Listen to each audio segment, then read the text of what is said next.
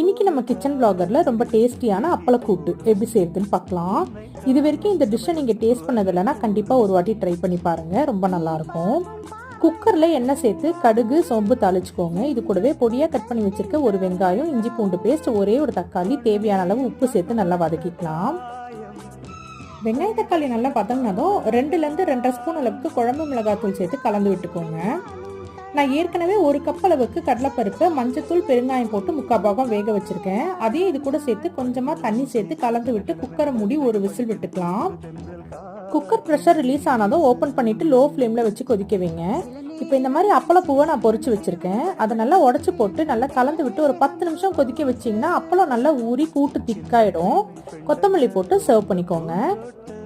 இந்த அப்பளக்கூட்டு சப்பாத்திக்கும் ரொம்ப நல்லாயிருக்கும், சாதத்தில் போட்டு சாப்பிட்றதுக்கும் ரொம்ப டேஸ்ட்டாக இருக்கும். ஆனால் நீங்கள் வத்த குழம்பு சாதத்துக்கு இது சைட் டிஷ்ஷாக வச்சு சாப்பிட்டீங்கன்னா அட்டகாசமாக இருக்கும். கண்டிப்பாக